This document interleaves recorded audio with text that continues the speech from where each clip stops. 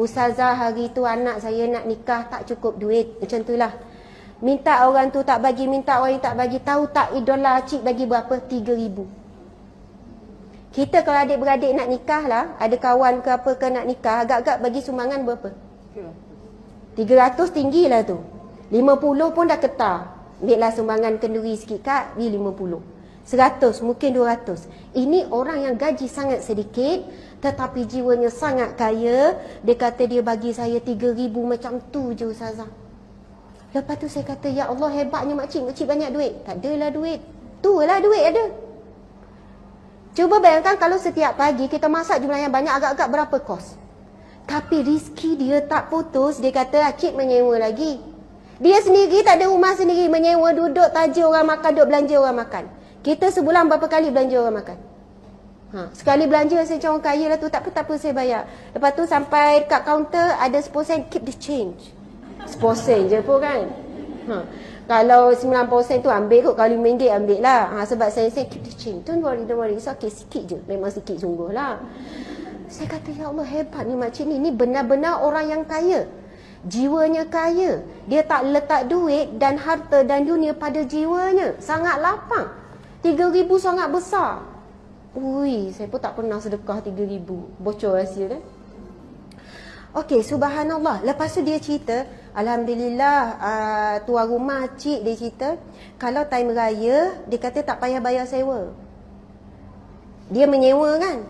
Dia kata alhamdulillah cik nyewa berapa gini kita kan. Sebab kita macam nak congok-congok gaji dia berapa gini, lepas tu duit lebih, boleh pula dia belanja orang makan. Dia kata, kalau time raya tuan rumah kata tak apa, saya cik tak payah bayar, biar Allah bayar. Maksudnya saya nak cerita kalau kita ada homestay contohnya, bukan bagi percuma orang homestay lain, ada rumah sewa kan. Lepas tu kalaulah sekiranya penyewa tu kita rasa kenapa tak bayar, contoh kan, kita kata, kita pun tanya bulan lepas tak bayar lagi, bila nak bayar? Mungkin Allah nak bagi kita signal supaya bersedekah, sebab sedekah paling afdal orang yang memerlukan. Dan kalau kita yakin Allah akan bayar berlipat ganda daripada sumber yang lain.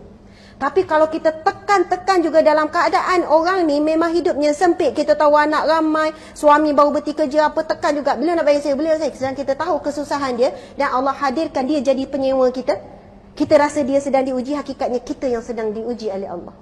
Sebab itu ada orang tanya saya, Ustazah macam mana orang tak bayar hutang gini-gini, geram lah, selamba pula dia pergi jalan, selamba pula dia pergi ni tapi hutang tak bayar. Saya kata pertama memang berdosa dia. Dia pergi berjalan sana sini, dia tak bayar hutang, itu dosa dia. Tetapi sekarang cuba fikir, Allah takdirkan dia berhutang dengan kita dan dia sangat degil untuk membayarnya, ia juga ujian untuk kita.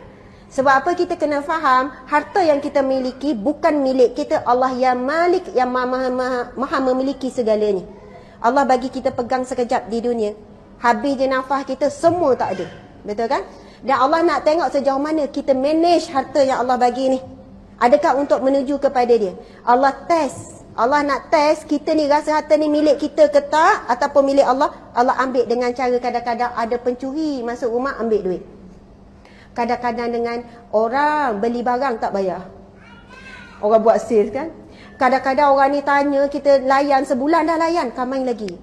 Macam duit banyak ni bang, insya-Allah kita dapat. Tiba-tiba maaf ya saya cancel. Allahu Akbar. Bang saya dah belanja dia hari tu bang. Hari tu ikhlas, sekarang tak ikhlas. Kan masa jumpa bakal kaya. Macam itulah biasanya. Tetapi kita harus faham Allah yang Malik nak didik hati kita. Jangan rasa apa yang ada dalam tangan kita adalah milik kita. Jadi Allah boleh ambil dengan pelbagai cara. Daripada klien, daripada aksiden, daripada orang mencuri, daripada orang yang berhutang tak bayar hutang. Saya pernah lah pengalaman saya sendiri, orang yang berhutang, dulu pernah agak berniaga. Tapi akhirnya saya tahu, saya terima hakikat saya tak reti berniaga. Saya reti bercakap je. Subhanallah. Jadi, orang tak pandai berniaga, orang tak bayar, tak apalah. Sampai ribu-ribu lah orang tak bayar. Lepas tu adalah seorang tu dia ribu. Maksudnya banyak. Dia ambil barang, lepas tu saya tak reti pula nak minta suruh dia bayar kan. Sebab dia kata orang pun tak bayar ke dia. Dia jadi orang tengah. Kena masuk kelas sale. Tak apalah, dah cerita lepas dah. Tak mau sale dah lah ni. InsyaAllah nak sale lagi lepas ni. Sale dengan Allah. Lepas tu kan, bila kita rasa, jumpa dia rasa bengkak, betul kan? Dia relax je, kita yang susah hati. Akhirnya saya kata, ya Allah, aku halalkan ya Allah, jadikan ia satu sedekah. Lepas tu tak bagi tahu lagi dia ni, tak bagi tahu lagi lah. Sebab kita hold dulu, tak kuat nak bagi tahu dia, kuat bagi tahu Allah je. Lepas tu dia mesej, Ustazah nak bayar ni. Masa tu antara dua, nak bagi tahu ke tak dah halal tu. Faham tak maksudnya? Padahal dah sebut. Tapi nak sebutnya Allah terus, soalannya bagi dia perasaan, rasa nak bayar ataupun ada rezeki. Masa tu Allah nak test ikhlas tak halalkan tu. Subhanallah. Jadi nak pilih yang mana? Nampak tak? Setiap pemberian kita Allah akan test keikhlasan. Kita dah halalkan. Kalau betul halal, tak apalah, saya dah niat hari tu halal, kira sedekahlah, gunakanlah untuk perkara yang lain. Contoh. Ataupun yang sedap sikit, ambil je lah. Itu pun hak kita, betul kan? Tetapi kita tak bolehlah bahagian pahala tu tadi. Subhanallah. Berdosa ke kita ambil? Tak berdosa. Sebab itu pun asalnya milik kita, maksudnya hutang tu ambil daripada kita dan kita pun tak maklumkan lagi, itu dengan Allah Subhanahu Wa Taala. Tapi berhati-hati, itulah tipu daya syaitan nak menggagalkan niat baik kita. Allahu Akbar. Subhanallah. Jadi macam mana hala tuju ceramah kita pagi ni ya? Okey. Cerita makcik tu tadi tu kan? Okey, sampai sudah macam tu lah. Banyak lagi cerita kebaikan makcik tu. Makcik ni sampai menangis-nangis sebutkan dia idola. Dan insya-Allah Ustazah doakan dia, kami berdua masuk syurga Allah. Saya rasa macam seronok sangat. Lepas tu, yang saya rasa terpegun dengan dua karakter makcik cleaner ni. Dia kata, Ustazah, Alhamdulillah, saya sekarang dah boleh belajar ngaji Quran. Sebab dulu kuliah dekat sini, kelas ngaji dia buat pukul 3 ke 4. Masa tu waktu kerja sampai pukul 5. Jadi kami tak boleh ikut. Sekarang ada kelas ngaji lepas asar start pukul 5. Tahu tak apa yang saya fikir? Saya kata amanahnya dia dengan kerja walaupun hanya cleaner. Padahalnya kerja dah habis ni. Kerja dah habis. Apa salahnya sejam bukan pergi mana? Pergi mengaji, belajar Al-Quran dalam masjid tu juga, bukan keluar. Dalam masjid situ ada banyak dewan kuliah, memang mengajar situ. Tapi tak boleh Ustazah sebab waktu kerja, tak boleh. Kalau kita apa salahnya ilmu kot, kalau kita fikir simple. Tapi mereka tak. Masa borak dengan saya lebih kurang 10 minit, Ustazah tak apa ya, kami kena kerja, ni udah kena ganti dah ni. Dah borak 10 minit tu kan. Saya kata hebatnya jiwa mereka. Lepas tu dia orang bukan kerja dah habis, masa tu pun bukan waktu sibuk, cari kerja, pergi lak cermin yang saya nampak dah bersih. Asalkan buat kerja. Rehat sekejap, kata tak boleh ni, amanah ni. Subhanallah, hebat kan orang yang amanah. Saya nak cerita pasal cleaner lain pula. Cerita cleaner je kan. Ibu-ibu sekalian, para muslimin, muslimat. Ada seorang je muslimin saya tengok. Okey. Satu perkara yang saya nak sebut, jangan meremehkan walaupun sekecil-kecil kebaikan. Apa pun kebaikan yang kita buat, bagi laluan orang jalan, nampak sampah kutip, apa yang kecil-kecil, apa pun kebaikan buat dengan perasaan. Nak buat apa benda yang kecil, contoh senyum, bagi salam, apa yang kecil-kecil lah. Ada orang, kalau saya contohlah kita jumpa, kita dah jadi public figure, kadang orang jumpa kan nak ambil gambar, betul kan? Lepas tu bila kita update status ada ramai komen berpuluh-puluh, kadang ambil masa sejam untuk like je. Untuk like, bagi love. Bang, sekejap ya nak like kejap. Bukan sekejap, sejam juga. Kadang komen tu sampai 1,000 lebih, 2,000 lebih. Betul tak? Ada orang tanya, Ustazah buang masa, Ustazah baik guna masa untuk membaca, betul kan? Saya cakap dekat suami bang, bila saya like, saya boleh je upah orang, tolong like. Saya nak bagi tahu, like tu saya like sendiri. Kadang sampai 300, 500 semua saya like dengan perasaan. Sebab saya tahu orang yang tulis komen dekat bawah tu, kadang panjang-panjang dia tulis dengan perasaan, kadang ada doa.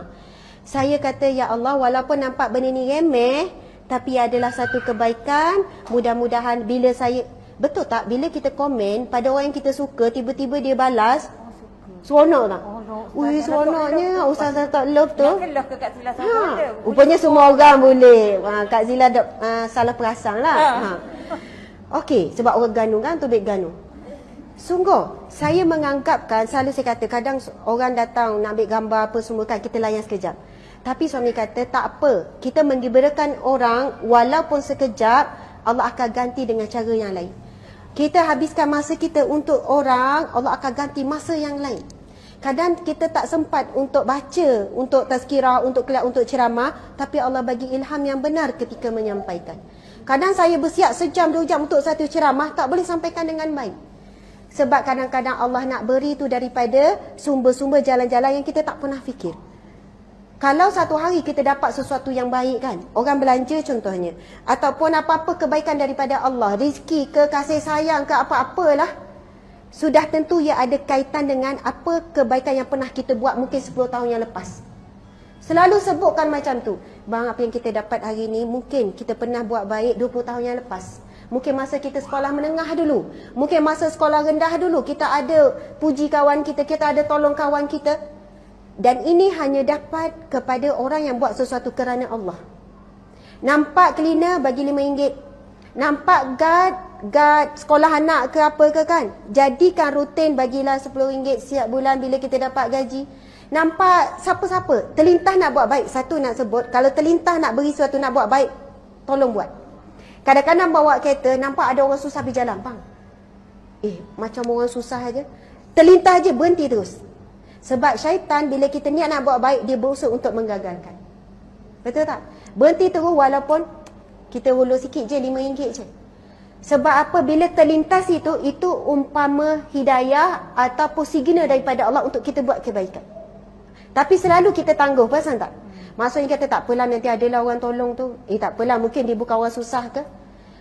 Kita duduk kat restoran, tiba-tiba ada orang jual tisu dan sebagainya kan. Ramai mana kita macam tu je. Sepatutnya kita anggap itu adalah tetamu daripada Allah. Pasal sindiket tak sindiket tu nombor 2 lah. Kadang mungkin kita bagi makanan dan sebagainya. Bila ada peluang buat kebaikan, kita cuba buat. InsyaAllah lambat atau cepat saja Allah pasti akan beri ganjaran. Okey, Alhamdulillah.